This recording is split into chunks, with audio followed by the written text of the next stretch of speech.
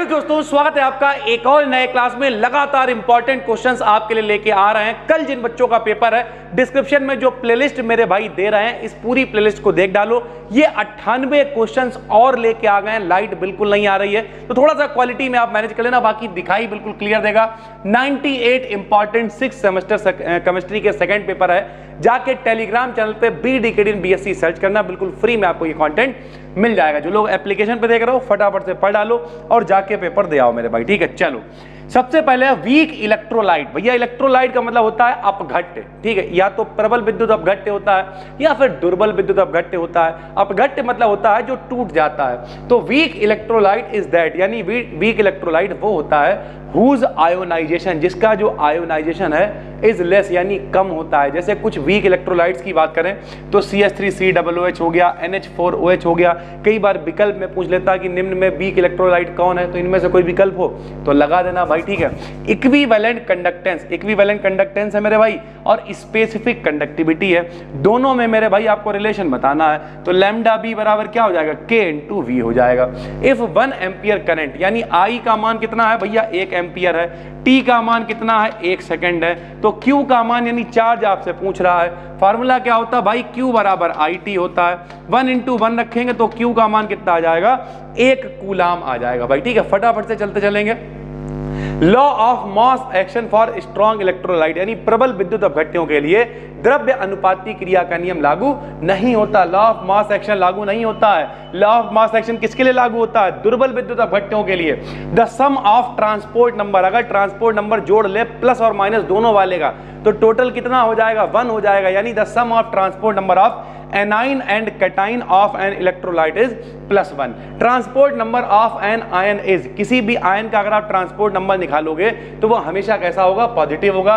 विच electrolyte follows Ostwald dilution law. अब देखो भैया जितने भी दुर्बल वाले होते हैं सब ओस्टवाल्ड के नियम को फॉलो करते हैं। जैसे CH3COOH हो गया, NH4OH हो गया, अभी हमने आपको ऊपर बता दिया भाई, ठीक है। On dilution equivalent conductance of an electrolyte, यानी अगर आप तनुता बढ़ाओगे, डाइल्यूशन बढ़ाओगे, तो भैया जो इक्विवेलेंट कंडक्टेंस है वो क्या हो जाएगा, हमेशा बढ़ जाएगा भाई, ठीक है। According to Debye Huckel theory, Debye Huckel के अकॉर्डिंग द स्ट्रॉन्ग इलेक्ट्रोलाइट, यानी प्रबल विद्युत अपघट्य, increase in conductivity on dilution is due to, यानी इंक्रीज कर देता है कंडक्टिविटी में, किसके कारण, तो increase in the mobility of ions, क्योंकि आयंस की मोबिलिटी बढ़ती है। तो इस वजह से भैया डेवी-हकल थ्योरी कह रही कि कंडक्टिविटी भी बढ़ जाती है। NaCl HCOOH क्या है भाई, NaCl मतलब सोडियम क्लोराइड, HCOOH मतलब SCOOH क्या है भैया, फॉर्मिक अम्ल है। तो ये दोनों के दोनों क्या है, स्ट्रॉन्ग इलेक्ट्रोलाइट है भाई, ठीक है। pH + POH बराबर क्या होता है, pKw के बराबर होता है। अगर which is correct for aqueous neutral solution के लिए pH और POH का मान बराबर होता है, यानी दोनों उदासीन है, दोनों का मान भैया हमेशा बराबर होगा।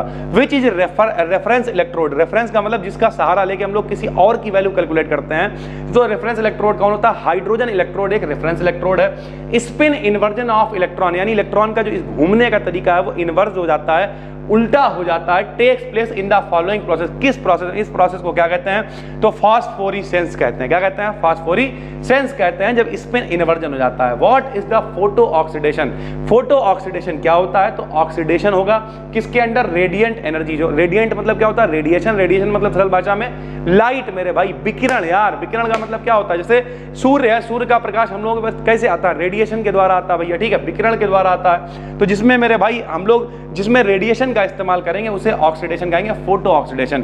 The number of molecules reacted और फॉर्म्ड, यानी जितने मॉलिक्यूल रिएक्ट कर रहे हैं या फॉर्म कर रहे हैं पर फोटोन ऑफ लाइट, यानी पर फोटोन ऑफ लाइट में उसे क्या कहते हैं, उसे क्वांटम यील्ड कहते हैं भाई, ठीक है। मेडिसिन बॉटल्स काली क्यों करी जाती हैं, ताकि भैया जो ड्रग्स हैं, जो अंदर दवाई हैं, वो फोटो डिग्रेडेशन यानी प्रकाश से क्रिया ना कर पाए। Which of the following are the principal laws of photochemistry, प्रकाश जो रसायन है उसके सबसे अच्छे जो नियम है, जो प्रिंसिपल लॉज हैं, यानी मेन नियम जो है वो कौन से हैं, तो ग्रोथ-ड्रेपर लॉ है और स्टार्क-आइंस्टीन लॉ है भाई, ठीक है। Light formed from a chemical reaction is called, यानी जब कभी भी भैया किसी केमिकल रिएक्शन से प्रकाश बनता है तो उसे क्या कहते हैं, केमिलुमिनेसेंस कहते हैं। देखो भैया टुकड़ों में पढ़ लो, केमिलुमिनेसेंस, ठीक है भैया। जैसे फास्फोरेसेंस था वैसे इसमें क्या है, ये केमिस्ट्री से बना हुआ है, केमिकल रिएक्शन से बना हुआ, तो स्टार्टिंग में फास्फोरेसेंस की जगह पे क्या हो गया, केमिलुमिनेसेंस हो गया भाई, ठीक है। इफ वन मॉलिक्यूल डीकंपोजेस पर फोटोन, अभी हमने आपको बताया क्वांटम यील्ड कैसे निकालते हैं, जितने मॉलिक्यूल खत्म हो रहे हैं, जितने मॉलिक्यूल रिएक्ट कर रहे हैं, तो अगर एक मॉलिक्यूल रिएक्ट कर रहा है तो क्वांटम यील्ड कितनी हो जाएगी भाई, 1 हो जाएगी। फोटोकेमिकल रिएक्शन अगर H2 और O2 के बीच में हम लोग करवा रहे हैं तो किस सेंसिटाइजर का इस्तेमाल हम लोग करेंगे भाई, तो Hg के वेपर यानी मरकरी की भाप का इस्तेमाल करा जाता है। फोटोकेमिकल रिएक्शंस भैया किसे ऑब्जर्व करके होती हैं, तो फोटोकेमिकल मतलब प्रकाश से रिलेटेड रिएक्शंस हैं, तो भैया लाइट यानी प्रकाश को ऑब्जर्व करने पर होंगी।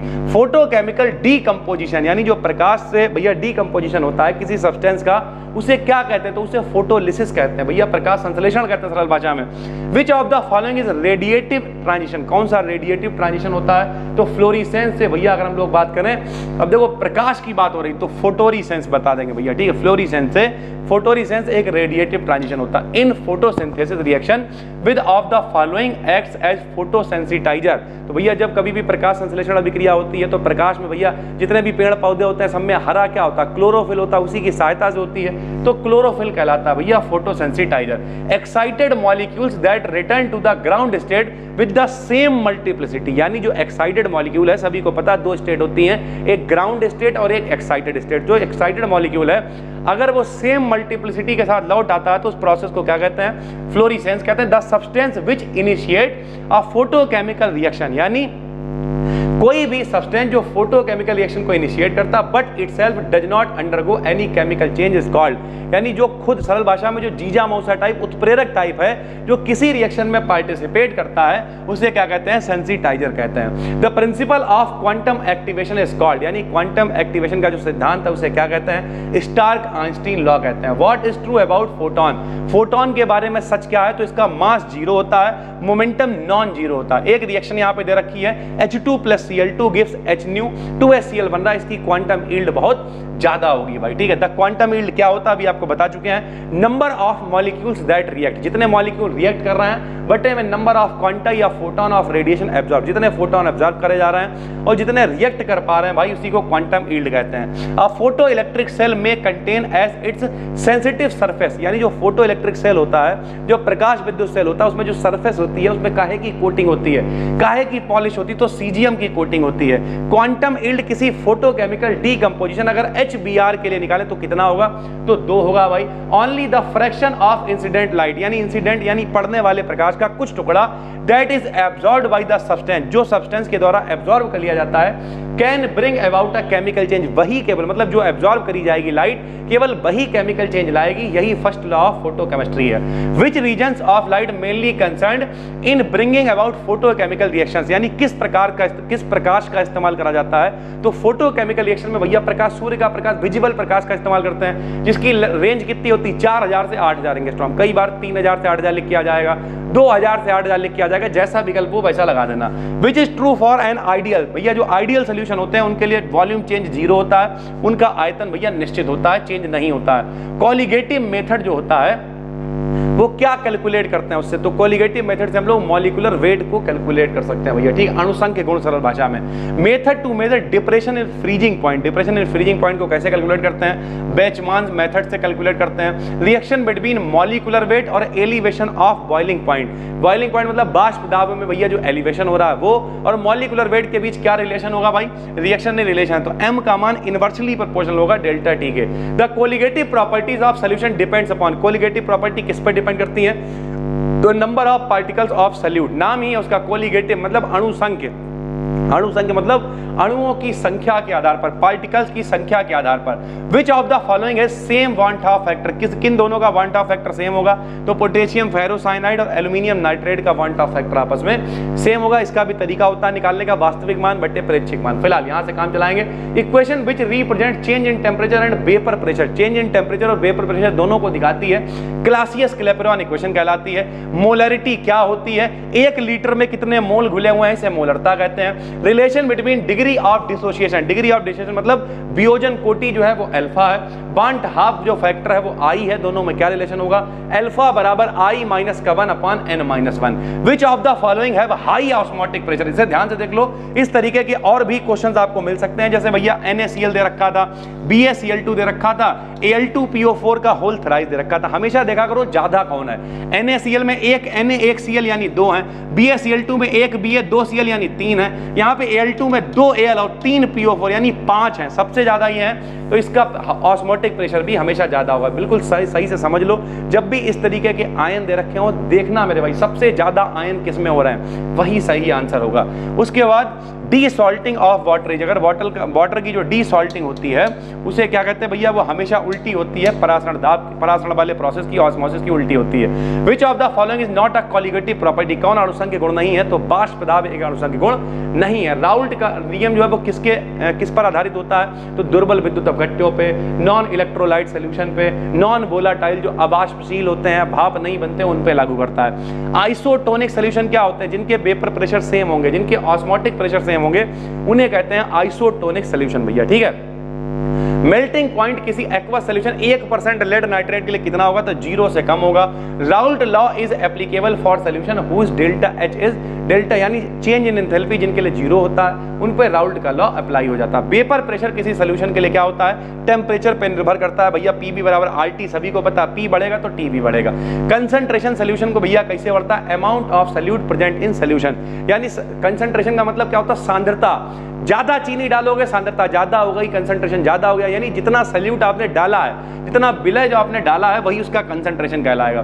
मोल फ्रैक्शन कैसे निकालते हैं, जिसके मोल निकालने होते हैं उसे ऊपर और बाकी दोनों के जोड़ के नीचे। मान लिया सॉल्वेंट के मोल प्रभाज निकालने हैं तो मोल फ्रैक्शन इसके मोल ऊपर लिख दिए, दोनों के जोड़ के नीचे लिख दिए भैया, ठीक है। अगर मान लिया हम लोग को सल्यूट के निकालने होते तो छोटा n ऊपर लिख देते और n प्लस n ऐसे करके नीचे लिख देते, इसी को तो मोल प्रभाज कहते थे। विलय के मोल प्रभाज बटे में दोनों के जोड़ के विलय प्लस विलय के मोल प्रभाज। The solubility generally rises with, solubility किसके साथ बढ़ती है, तो सॉल्युबिलिटी किसके साथ बढ़ेगी, टेम्परेचर बढ़ा दो तब भी बढ़ जाएगी भाई, सीधी सी बात है, ठीक है। Henry law gives to relation between, Henry law किसके बीच रिलेशन देता है, तो प्रेशर और सॉल्युबिलिटी के बीच देता है। Relation between molecular mass m और वेपर प्रेशर के बीच क्या रिलेशन होता है, छोटा w कैपिटल M बटे में छोटा m कैपिटल W बराबर P minus PS upon P।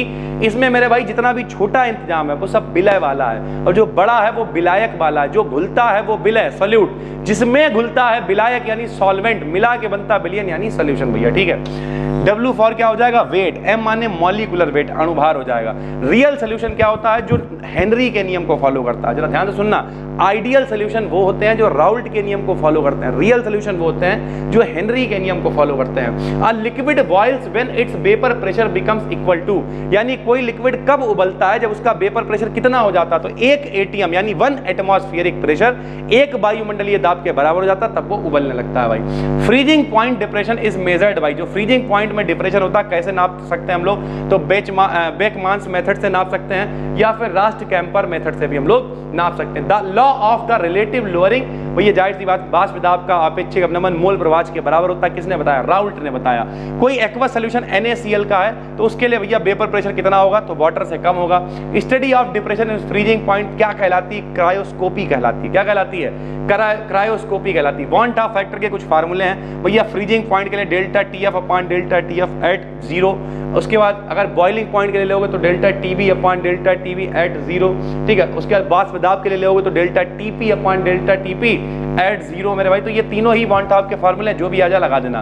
Von top factor electrolyte के लिए क्या होता है, तो ग्रेटर देन 1 से ज्यादा होता है। On dissolving common salt in water, अगर भैया नमक को पानी में घोल दोगे तो उसका बॉइलिंग पॉइंट बढ़ जाएगा, देर में उबलेगा भैया, ठीक है। करेक्ट रिलेशन क्या होता है, KB बराबर 0.02 स्क्वायर और T स्क्वायर अपान में डेल्टा HB होता है। जो नॉन आइडियल सोल्यूशन होता है उसके लिए डेल्टा HB 0 नहीं होता है, डेल्टा B भी 0 नहीं होता है। आइडियल के लिए डेल्टा B 0 यानी वॉल्यूम में चेंज नहीं होता भाई, ठीक है। एलिवेशन ऑफ बॉइलिंग पॉइंट, यानी बॉइलिंग पॉइंट में जो एलिवेशन है वो सोल्यूशन का किस पे डिपेंड करता है, तो मोलैलिटी यानी मोलरता पे डिपेंड करता है। कौन कोलाइडल सोल्यूशन नहीं है, तो हवा एक कोलाइडल सोल्यूशन नहीं है। Which of the following shows Tyndall effect, कौन टिंडल प्रभाव को दिखाता है, तो जितने भी कोलाइडल पार्टिकल्स होते हैं, कोलाइडी विलियन होते हैं, वो सब टिंडल प्रभाव दिखाते हैं। AgCl का इस्तेमाल करा जाता है आर्टिफिशियल रेन करने के लिए। आर्टिफिशियल रेन मतलब कृत्रिम वर्षा करने के लिए इस्तेमाल किया जाता है क्योंकि इसका स्ट्रक्चर बर्फ के समान होता है।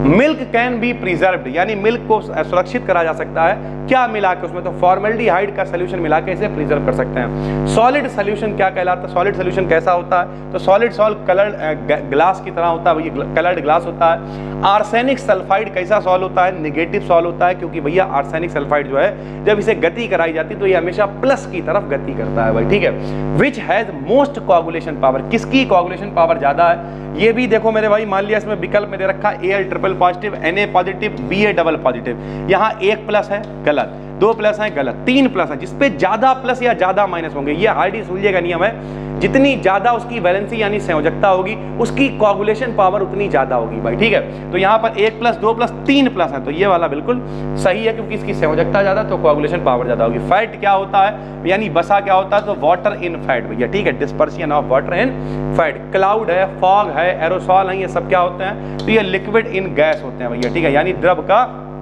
गैस में सॉल्यूशन होते हैं। विच of the following represent charge on colloidal solution, कौन जो है कोलोइडल विलयन के ऊपर चार्ज दिखाता है, तो इलेक्ट्रोफोरेसिस होता है। सभी को पता भैया, ट्यूब ले ली, एक कैथोड है एक एनोड है, प्लस वाला माइनस की तरफ गति करने लगेगा, माइनस वाला प्लस की तरफ गति करने लगेगा, प्रोसेस को इलेक्ट्रोफोरेसिस कहेंगे और पता भी चल जाएगा किसके ऊपर कौन सा चार्ज है भाई, ठीक है। Distributed motion of colloidal particles, disturbed motion यानी जो अंधाधुंध गति होती है उसे किसने बताया, तो ब्राउनी मोशन कहलाता है भैया, ठीक है, ब्राउनियन मोशन रॉबर्ट ब्राउन ने उसके बारे में बताया।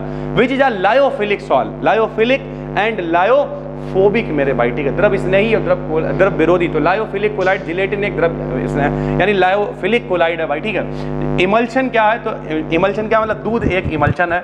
ब्राउनियन मोशन क्या होता है, तो मैकेनिकल प्रॉपर्टी होती है।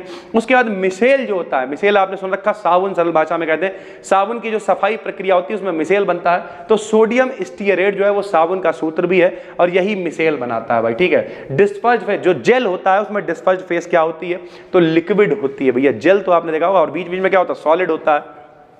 सस्पेंशन, सस्पेंशन मतलब क्या होता है, निलंबन, जो अलग से रेता डाल दी पानी के अंदर, सस्पेंशन है, अलग पड़ी हुई है, आंखों से दिखाई दे सकती, तो विजिबल बाई आईज होती है। Active charcoal is a good catalyst, जो चारकोल होता है भैया एक अच्छा कैटालिस्ट होता है, क्यों, क्योंकि हैज मोर एब्जॉर्प्शन पावर, क्योंकि ये बहुत सारी चीजों को एब्जॉर्ब कर सकता है भाई, ठीक है। Absorption power is always, absorption power कैसी होती है, तो एक्सोथर्मिक होती है। रिएक्शंस दो होती है, एक्सोथर्मिक एंडोथर्मिक, आपने पढ़ रखी है। Which of the following acts as semi permeable membrane, यानी जो अर्ध पारगम्य झिल्ली होती है जो विलय के कणों को जाने देती है, विलायक के कणों को नहीं जाने देती, मतलब सॉल्यूट को जाने देती है, सॉल्वेंट को नहीं। सेमी परमेबल मेम्ब्रेन वो किस तरीके से भैया इस्तेमाल करती है, तो Cu2 FeCN का होल ऑफ 6 भैया, ठीक है। इमल्सीफायर क्या होता है, मिल्क में केसिन होता है, सभी को पता, केसिन के चक्कर में ही दूध जो है वो सफेद भी होता है भाई, ठीक है। Which is not related with colloid, कोलाइडी वेलेंस से कोई मतलब नहीं है, तो वेवलेंथ का कोई मतलब नहीं है। टिंडल इफेक्ट किसने मतलब किस में ऑब्जर्व कर सकते हैं, तो स्टार्च के सोल्यूशन में इस्तेमाल कर सकते हैं, क्योंकि स्टार्च का मतलब क्या, गाढ़ा सोल्यूशन होता है, तो कोई भी कोलाइडी विलयन होगा, कोई भी कोलाइडल सोल्यूशन होगा, उसमें हम लोग टिंडल प्रभाव को पता कर सकते हैं। Cleaning action of a soap, यानी जो साबुन की सफाई क्रिया होती है उसे क्या कहते हैं, इमल्सिफिकेशन कहते हैं भैया, ठीक है। Which particles cross semi permeable membrane, यानी कौन जो है वो सेमी परमेबल मेम्ब्रेन को क्रॉस कर जाते हैं, तो कौन कर जाते हैं भैया, molecules of solvent, solvent semi अर्ध पारगम्य झिल्ली जो है विलय को जाने देगी, विलायक को नहीं जाने देगी। एक मिनट, विलायक जिसमें घुलता है, हाँ बिल्कुल, विलायक को ही जाने देगी, सॉरी, यानी मॉलिक्यूल्स ऑफ सॉल्वेंट सही है। सरफेस वाटर कंटेंस, जो सरफेस वाटर होता है ऊपर का, उसमें सारी अशुद्धियां होती है, तो सस्पेंडेड इंप्योरिटीज, यानी जितनी भी बची हुई अशुद्धियां होती हैं वो सारी की सारी सरफेस वाटर ऊपर की तरफ आ जाती हैं। The incorrect statement regarding enzyme के बारे में कौन सा स्टेटमेंट गलत है, तो एंजाइम्स आर पॉलीसैकेराइड, ये पॉलीसैकेराइड नहीं होते, ये नॉन प्रोटीन युक्त पदार्थ होते हैं, उत्प्रेरक की तरह काम करते हैं, शरीर में बहुत सारी क्रियाओं को करवाते हैं, नाइट्रोजन युक्त होते हैं। The substance that increases the speed of a chemical reaction, chemical reaction की स्पीड को बढ़ा देता है, उत्प्रेरक यानी कैटालिस्ट कहलाता है। Catalyst used in the Haber's process, यानी जो हैवर विधि होती है, हैवर विधि क्या होती है भैया, नाइट्रोजन की क्रिया करते हैं भैया 3H2 से क्या बनता है, 2NH3 यानी अमोनिया गैस बनती है सर जी। इसमें किस उत्प्रेरक का प्रयोग करते हैं, तो Fe का प्रयोग करते हैं, और MO यानी मॉलिब्डेनम संगमेश का वर्धक होता है। तो कैटालिस्ट कौन है, कैटालिस्ट Fe होता है, और उसका जो पावर बढ़ाने के लिए इस्तेमाल करा जाता है वो MO यानी मॉलिब्डेनम का इस्तेमाल किया जाता है भैया, ठीक है। ये 98 और क्वेश्चंस हैं, बहुत सारे क्वेश्चंस आपके लिए लेके आ रहे हैं। कई पेपर्स हमें अलग अलग यूनिवर्सिटीज के मिले, हमने उन्हें भी सॉल्व करा दिया भैया, ठीक है। तो जो डिस्क्रिप्शन में प्लेलिस्ट दे रखी है उस पूरी प्लेलिस्ट को देख डालो, 4 5 6 जो भी वीडियोस हैं। उसके अलावा हम कोशिश करते हैं एक आध वीडियो और दे देंगे आपको भी रात में 9-10 बजे तक, उसे भी देख डालना। जाके पेपर दिया, जाके अगर मॉडल पेपर खरीदा एक बार उससे प्रैक्टिस कर लो, अंदर पलट के देख लो, बस मेरे भाई हो जाएगा। इससे ज्यादा बिल्कुल भी दिक्कत नहीं होती है। हम मिलते हैं आपसे एक और वीडियो में, तब तक के लिए धन्यवाद, थैंक यू।